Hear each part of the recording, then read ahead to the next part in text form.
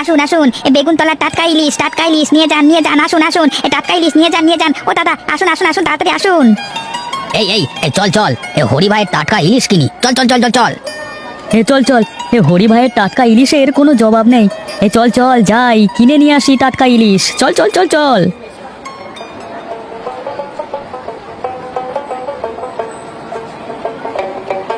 হরি ভাই, ও হরি ভাই, আমাকে একটা বড় দেখে দাঁত ভাঙা ইলিশ দাও দেখি। আমাকেও একটা ইলিশ দিও দাদা, কেমন? দেবো দেবো, এক এক করে সবাইকে ইলিশ দেবো, একটু সবুর করো।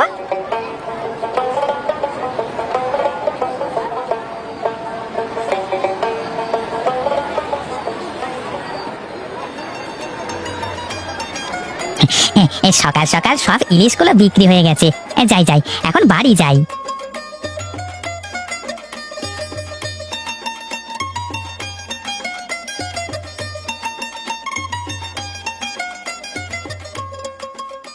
গিন্নি, বলি ও গিন্নি, কোথায় তুমি?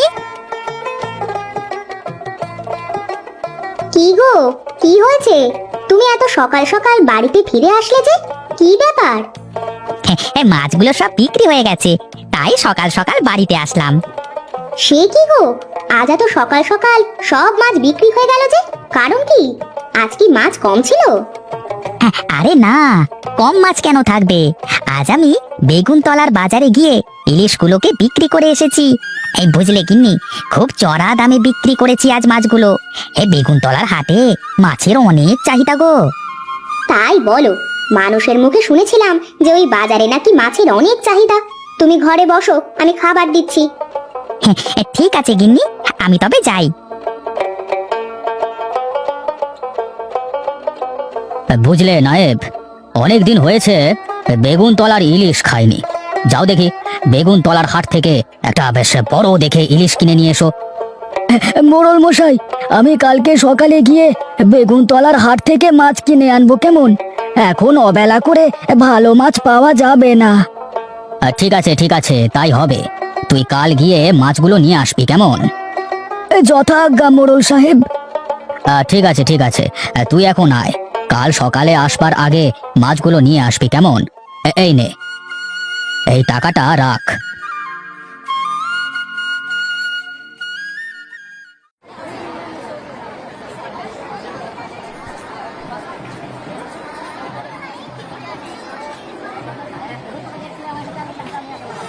আরে হরি যে, তা আজকে কি মাছ এনেছিস? আগে বাবু, ইলিশ মাছ। তা বেশ, তা আমাকে বড় বড় দেখে সুইটা ইলিশ মাছ দে দেখি। এই নিন বাবু। ঠিক আছে রে, আমি তাহলে চলি, কেমন? বাবু, আমার টাকাটা দিলেন না? তোর এত বড় সাহস, আমার কাছে টাকা চাস তুই? তুই জানিস আমি কে? হ্যাঁ বাবু, আমি জানি আপনি মোড়লের লোক, আর এইটাও জানি যে এই মাছের টাকাটা আপনি আমাকে না দিয়ে নিজের পকেটে ঢোকাবেন। মোড়ল মশাই আপনাকে টাকা দিয়ে দিয়েছে। কি কি বললি তুই? আমি তোকে দেখে নেব, এই বলে দিলাম। সে আপনি যা পারেন করেন গিয়ে, এখন আমার মাছের টাকাটা দেন দেখি।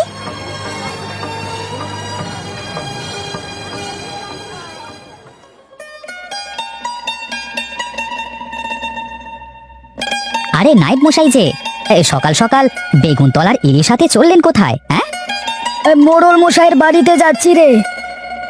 তা কত করে নিল এই মাছ দুটো শুনি? ওই 1000-2 টাকা নিল। আমি এখন চলি রে, তুই যা তাহলে।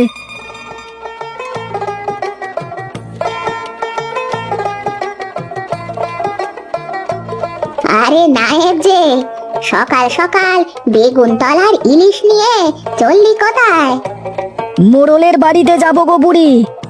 তা কত টাকা নিল শুনি মাছটা? 2000 টাকা নিল বুড়িমা। আমি চলি, অনেক দেরি হয়ে গেল আমার।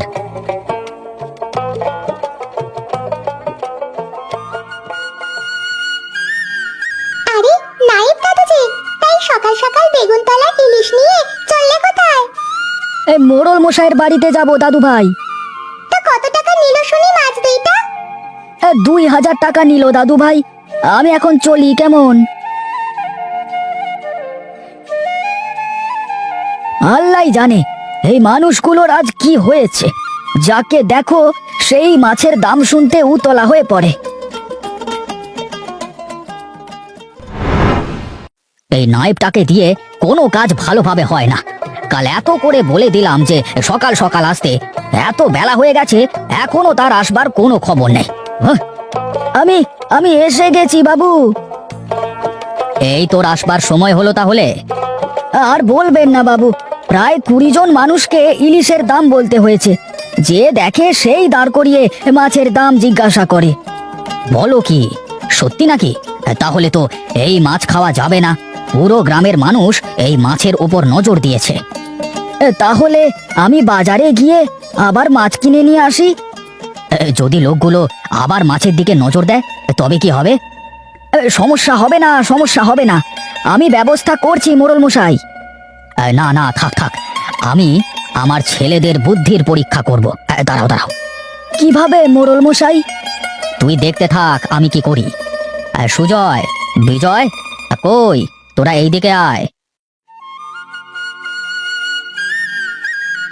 আমাকে ডেকেছেন বাবা? হ্যাঁ হ্যাঁ, তা তোদের আমার একটা কাজ করে দিতে হবে। যে এই কাজ করতে পারবে সেই হবে আমার উত্তরসূরি। কি কাজ বাবা? বেগুনতলার হাট থেকে ইলিশ মাছ কিনে আনতে হবে। আরে এ তো অনেক সহজ কাজ, এই কাজ তো যে কেউ করতে পারবে। আরে আমার কথা আগে ভালো করে শুনে নাও, তারপর কথা বলবে। ঠিক আছে বাবা। বেগুনতলার হাট থেকে তোমাদের বড় বড় ইলিশ মাছ কিনে আনতে হবে, কিন্তু কেউ যেন তোমাদের মাছের দাম জিজ্ঞাসা না করে। আবার মাছগুলো সবার সামনে দিয়ে আনতে হবে, লুকিয়ে আনা যাবে না। ঠিক আছে বাবা, এ আর কি বড় ব্যাপার। তা বেশ, কালকে সকালে তোমাদের পরীক্ষা শুরু হবে।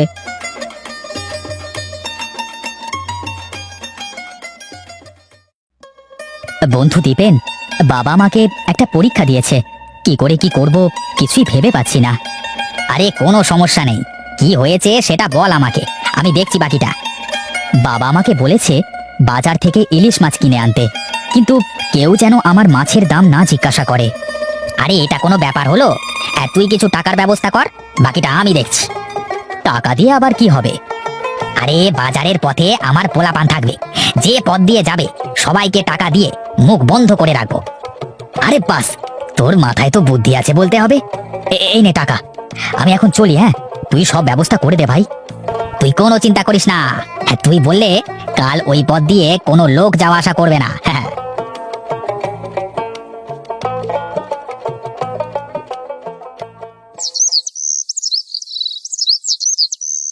হ্যাঁ, ঠিক আছে বাবা সুজয়, তুই আগে যা। ঠিক আছে বাবা।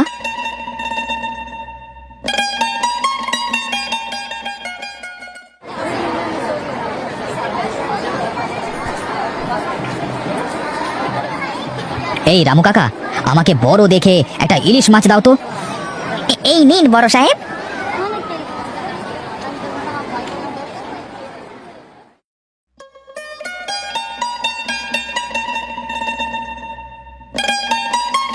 আরে সুজয় বাবা যে, তুই এত বড় মাছ নিয়ে কই যাস? কত নিল মাছটা? এই চা, এই বুড়ি তো দাম শুনে ফেললো, এখন কি করি? তুমি হেরে গেছো সুজয়, এখন বাড়িতে চলো।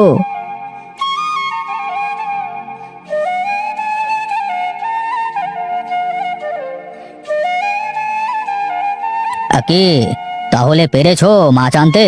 পথে কেউ জিজ্ঞাসা করেনি তো মাছের দাম? আগে মোড়ল মশাই, বাজার থেকে বের হওয়ার সময় এক বুড়ি মাছের দাম জিজ্ঞেস করে ফেলেছে। তাহলে সুজয়, তুমি হেরে গেছো বাবা। এবার বিজয় যাবে মাছ আনতে। আর নায়েব, তুমি বিজয়ের পেছন পেছন গিয়ে দেখো কেউ মাছের দাম জিজ্ঞেস করে কিনা। ঠিক আছে মোড়ল মশাই, আমি যাচ্ছি।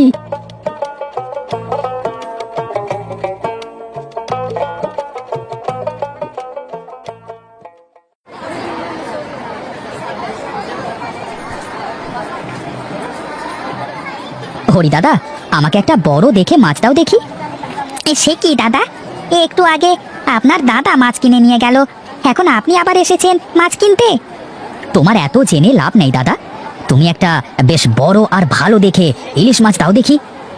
আচ্ছা আচ্ছা দাদা, ঠিক আছে, এই নিন।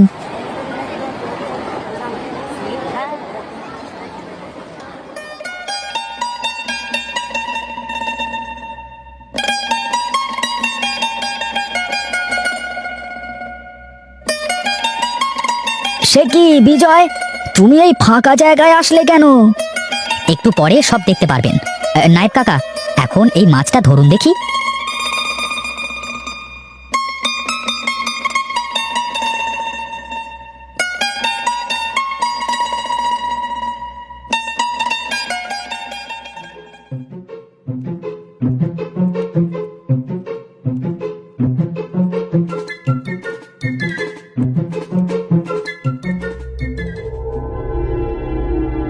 আরে বিজয়, তোর এ কি অবস্থা?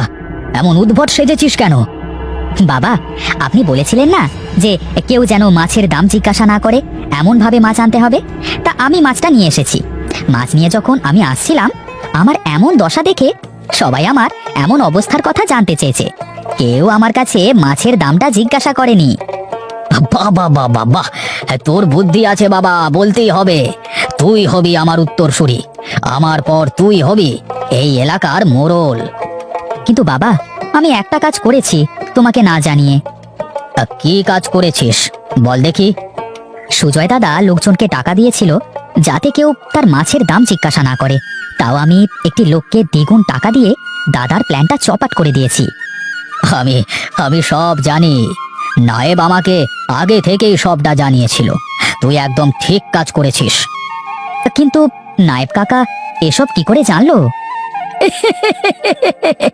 এ কথায় আছে না, পাপ কখনো চাপা থাকে না।